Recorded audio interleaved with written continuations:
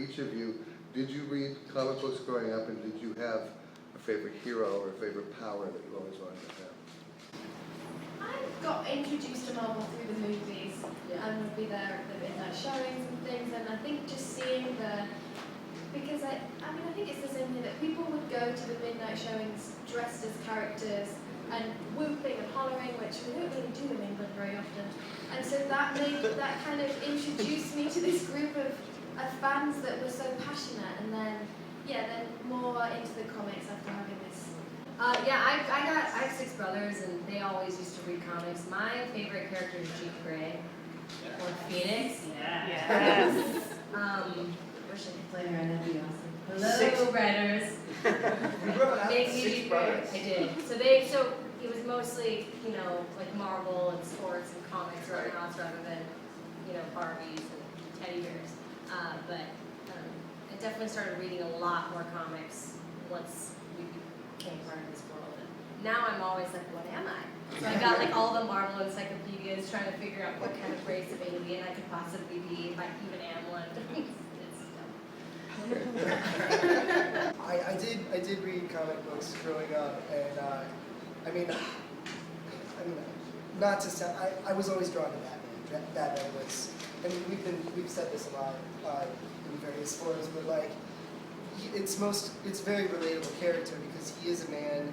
He lives in the world. He doesn't have extra human powers. There's something about that I think every kid sees and can really identify with. And it seems like something that they could actually, like, as comic books go, it's almost attainable, which is very rare in the comic book world. Go. I remember having a small Fantastic Four phase when I was young. I wasn't as much of a comic book person.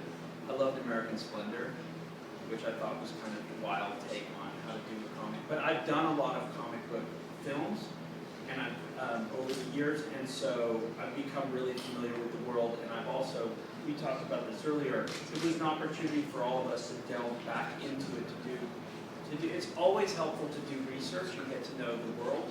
Sometimes you don't want to know too much to kind of paint yourself into a corner, but we respect it. One thing about comic books that's important is that they were the most naturally translatable form of art into any cinematic kind of art, whether film or television. They're storyboards with dialogue.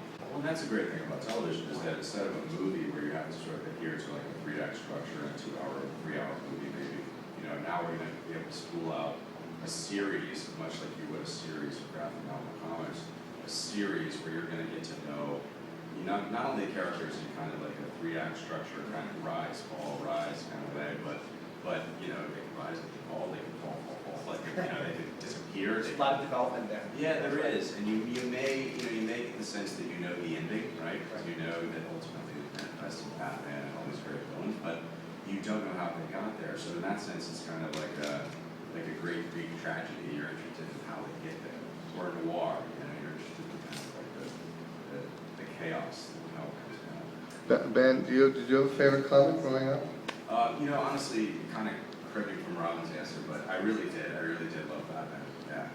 What's been great about this is we have Jeff Johns working as a producer and writer on the show, so he's really welcomed us into that world. He was kind enough to take us to their headquarters in LA, so we got to see everything. It was such a magical day. So they've been so supportive and, really been great about introducing me to that whole world. Awesome. I did not read comics growing up. That's something that I kind of missed.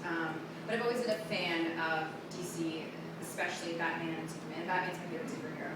So when I got the job, I immediately went on Yelp. I'm like, where's my local comic book store? And I was kind of like, hi, I'm working on this show called The Flash. Do you have any comic books? And they're like, of course. They're like, have you heard of it? I'm like, have you heard of it? And they're like, yeah, we know what that is. They're making a show. What?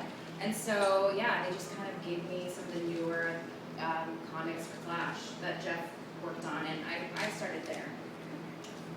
Comics weren't that easy for me to find as a kid. I'm sure if they were, and I saw them in stores, I would have had every single one.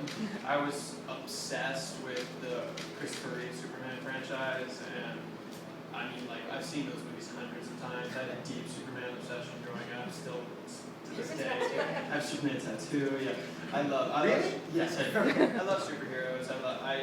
I didn't grow up a Flash fan necessarily. I actually had a friend that was obsessed with Flash, and I kind of always defended Superman. But I'm now obviously every single comic, yeah. Specifically the new 52 series.